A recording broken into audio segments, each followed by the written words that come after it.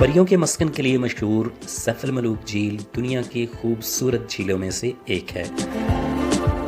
सरबफलक चोटियों, बर्फपोश पहाड़ों की आगोश में मलका पर्वत का अक्स अपने अंदर समाये नीले शफाफ पानी वाली ये झील अपनी खूबसूरती की वजह से पाकिस्तानी और गैर मुल्की सयाहों के दिलों में नुमायां मकाम रखती है।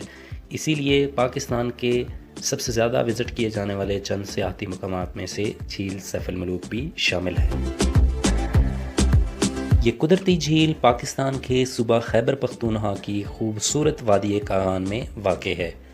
इस झील को इस वादी का झूमर भी कहा जाता है। ये झील इस्लामाबाद से 257 किलोमीटर के फासले पर वाक़ है। आप ज़रिया हज़ारा एक्सप्रेस वे, मानसेरा और बालाकोट से होते हुए शिमाल की तरफ नारा पहुंचते हैं। इसके अलावा आप बरास्ता मरी, मुजफ्फराबाद से होते हुए बालाकोट और फिर नारा पहुंच सकते हैं। मानसेरा से नारा का फासला 119 किलोमीटर है। नारा सयाह हजरात के लिए अहम तरीन जगह है। सयाह दरियाई कुनहार के किनारे आबाद नारा के खूबसूरत कस्बे में इर्द गिर्द के खूबसूरत इलाकों को एक्सप्लोर करने से पहले पड़ाव डालते हैं। यहाँ रिहाइश और खाने पीने की हर तरह की सहूलतें मुनासिब कीमत पर दस्तयाब हैं। गर्मियों में ये छोटा सा शहर रात भर जागता है और सयाह ठंडे मौसम में मुख्तलिफ खानों और सौगात से लुत्फ़अंदोज़ होते हैं। झील सैफ अल मलूक नारा शहर से 9 किलोमीटर के फासले पर वाक़ है।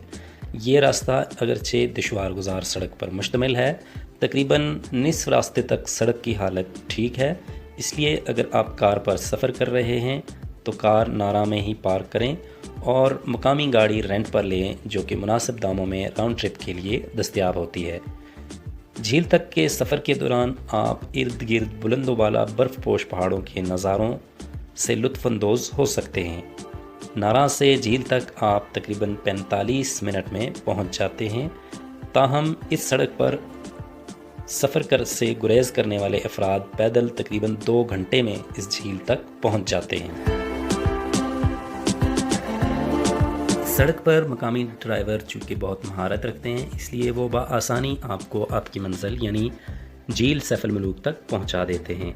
कई लोग पैदल भी इस झील तक पहुंचते हैं, जो कि इस मुश्किल सफ़र में गाड़ी पर सफ़र करने से गुरेज करते हैं। बाइकर्स हज़रात भी आसानी से इस गाड़ी पर किसी भी किस्म के बाइक पर पहुंच सकते हैं।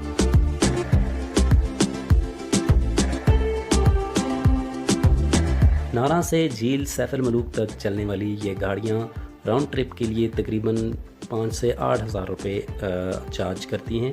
ताहम कीमतों के अंदर ये उतार चढ़ाव डीज़ल पेट्रोल की प्राइसेस से लिंक्ड है। जो डीज़ल या पेट्रोल की प्राइसेस ऊपर जाएंगी तो इस किराए में भी इजाफा हो जाता है। इसी तरह अगर डीज़ल पेट्रोल की प्राइसेस कम होती हैं तो आपको इस रेंट में भी कमी वाकई नज़र आती है।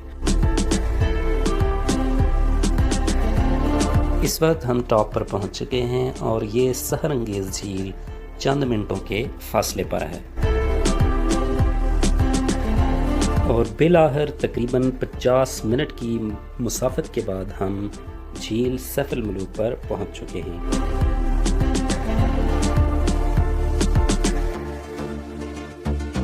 ये झील सतह समंदर से तकरीबन 10,570 फुट बुलंद और 3 मुरब्बा किलोमीटर के रकबे पर फैली हुई है।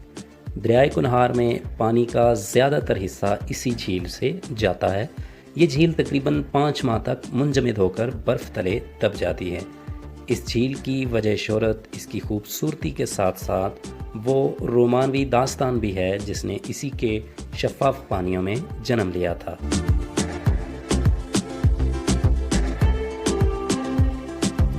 प्याला नुमा झील सैफ अल मलूक की लंबाई तकरीबन 1420 फुट और चौड़ाई 450 फुट के करीब है।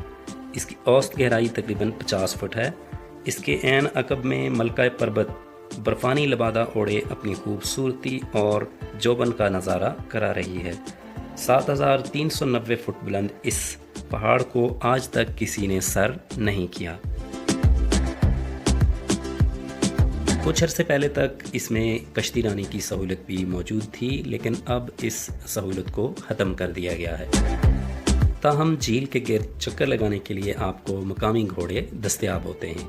انہی گھوڑوں کے ذریعے آپ یا پیدل ٹریکنگ کے ذریعے اگلی خوبصورت آنسو لیک جھیل تک بھی جا سکتے ہیں، جو کہ تقریباً 5 سے 6 گھنٹے کی پیدل مسافت پر واقع ہے۔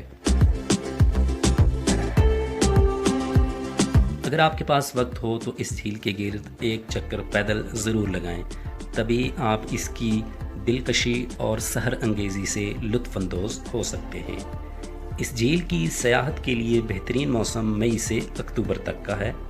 جھیل پر رہائش وغیرہ کی سہولتیں کسی حد تک دستیاب ہیں، تاہم اکثر سیاح یہاں کیمپنگ کرتے ہیں، مگر درجہ حرارت میں اچانک کمی خطرناک ہو سکتی ہے، اس لیے مکمل لوازمات کے ساتھ ہی کیمپنگ کریں۔ اور اس کیمپنگ کے دوران اگر موسم ابر آلود نہ ہو تو آسمان پر چمکتے ستارے رات کے وقت ایک خوبصورت اور دلکش نظارہ یہاں رکنے والوں کو پیش کرتے ہیں۔ ویڈیو میں یہاں تک ساتھ نبھانے کا بہت شکریہ۔ اپنی آراء سے کمنٹس میں ضرور آگاہ کیجیے گا۔ اگلی کسی ویڈیو میں کسی دوسرے خوبصورت مقام کے ساتھ پھر حاضر ہوں گے، تب تک اللہ حافظ۔